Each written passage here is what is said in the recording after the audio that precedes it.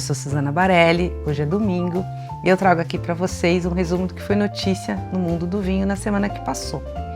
Eu vou começar com um texto que eu escrevi para o Paladar, na Levan Filosofia. Nessa semana está chegando o Dia dos Pais e eu fiz um texto que eu gostei bastante de apurar. Conversei com dois pequenos produtores de vinho.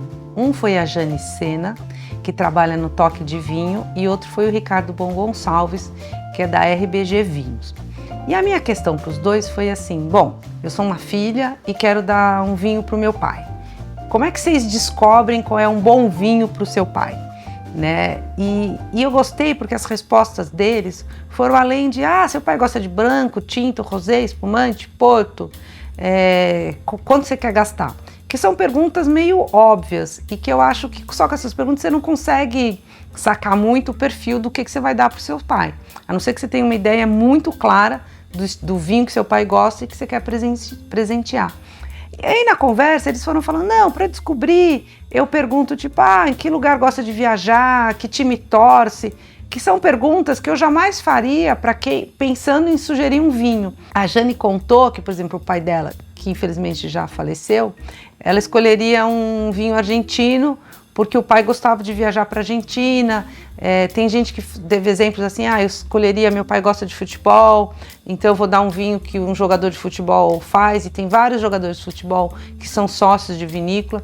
Então assim, foram perguntas assim, para você sair do lugar comum e surpreender o seu pai.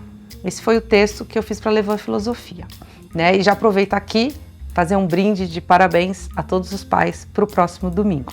Já no Guia dos Vinhos, que é aquele guia que eu comentei aqui, que a gente está elaborando a segunda edição e que toda semana sobe um texto, uma newsletter, essa semana foi um texto meu e eu contei um pouquinho mais do Brasil Wine Challenger, que é aquele concurso de vinhos que eu fui lá para o Sul.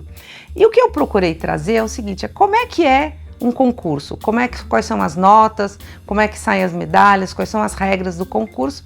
Eu achei que o resultado ficou legal e eu aconselho, se vocês quiserem dar uma olhada, entra lá no site do guiadosvinhos.com.br, ele está hospedado no Estadão, que eu também já comentei aqui, e aí você tem esse texto e sabe um pouquinho mais sobre os concursos de vinho.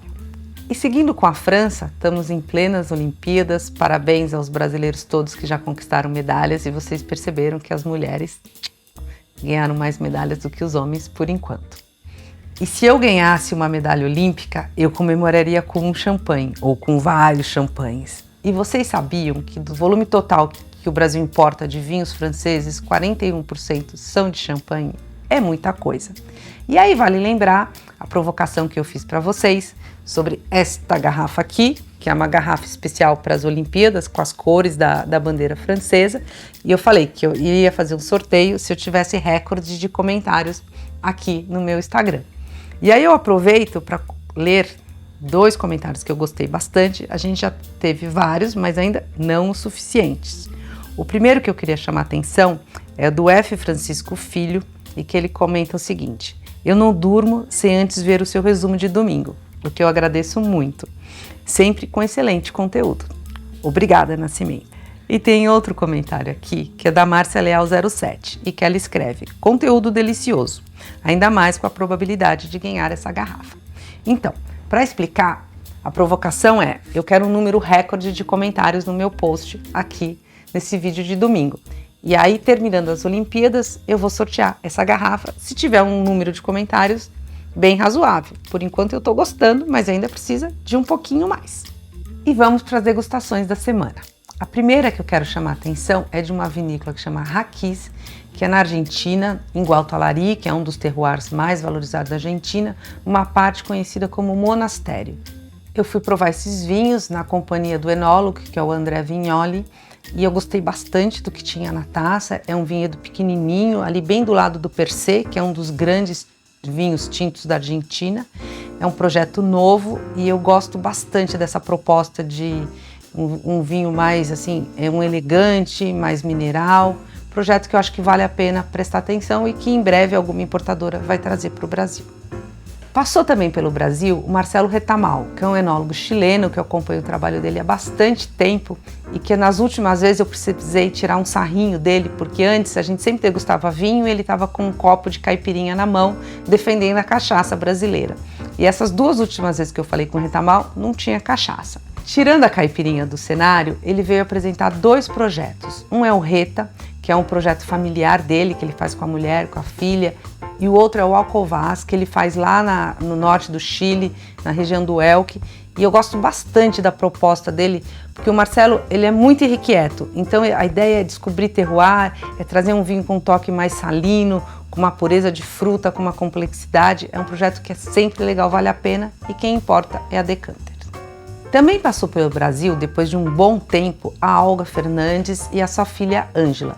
Elas são a 2ª e a 3ª geração da Pesqueira. A Pesqueira é um projeto da Ribeira del Duero, um projeto muito interessante, que trabalha apenas com tempranilho. E dessa passagem aqui, 2 estilos de vinho me chamaram a atenção. O primeiro foram os 2 primeiros vinhos apresentados, que tem uma proposta de ser vinhos mais modernos, com mais foco na fruta, não tanto na madeira, mais fáceis de beber e que mais revela a pureza da fruta do tempranilho. Eu estou aqui elogiando os vinhos mais modernos da Pesqueira, mas o grande vinho da noite foi uma garrafa que a Olga trouxe na mala, que é um Gran Reserva que chama Janus, é um 100% tempranilho, que ela elabora apenas em anos especiais. O que a gente provou foi da safra de 2018, e era um vinho que mostra assim como a Ribeira del Duero é uma região para se prestar atenção. Um vinho, uma complexidade com várias camadas, tem nota de fruta, mas tem complexidade de madeira, tem toque floral, tem tudo assim, é um super vinho, e ainda bem que eu não sei o preço, porque não deve ser barato. Eu queria contar também do projeto do Domínio do Açor, que é um projeto no Dão, vinhos do Dão, que a gente tem no branco aquele encruzado que eu sempre defendo, que eu adoro. É um projeto de 10 investidores, vários brasileiros, mas o que tem de mais interessante nesse projeto, na minha opinião, primeiro são os vinhos, né? São vinhos bem com aquela... o Dão tem uma personalidade única, que eu ia falar que é rústico, mas não é rústico, mas tem uma complexidade, tem a cara do Dão nos tintos e nos brancos, o que é muito bom.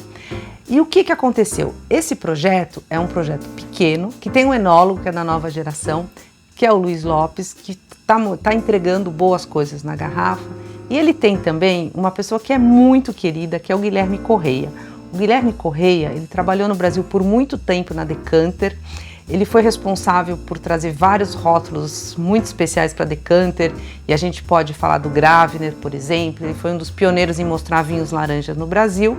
E há cerca, não sei, 7, 8, 10 anos, acho que um pouco menos, o Guilherme se mudou para Portugal e trabalha com vinho lá.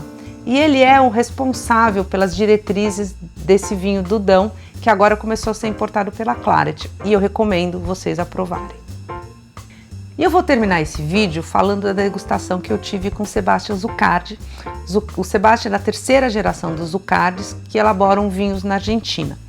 E o Zucardi, ele é um enólogo também muito irrequieto, como o Retamal, e ele tem um foco muito grande, não só ele, mas ele é um dos principais, em entender muito o terroir, da onde está vindo os seus vinhos.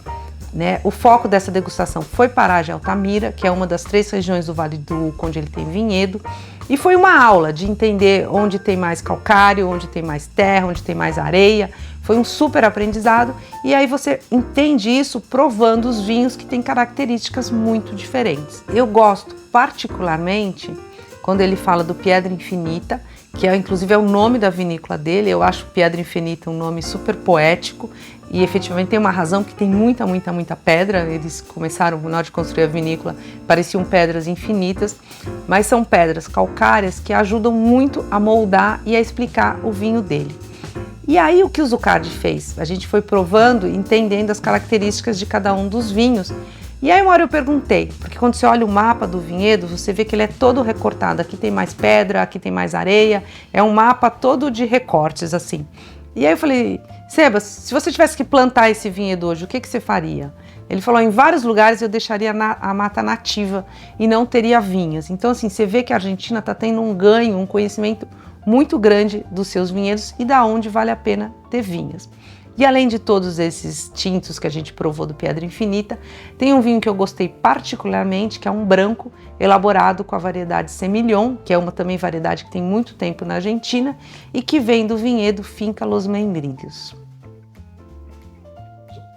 E é isso, espero que vocês tenham gostado desse resumo.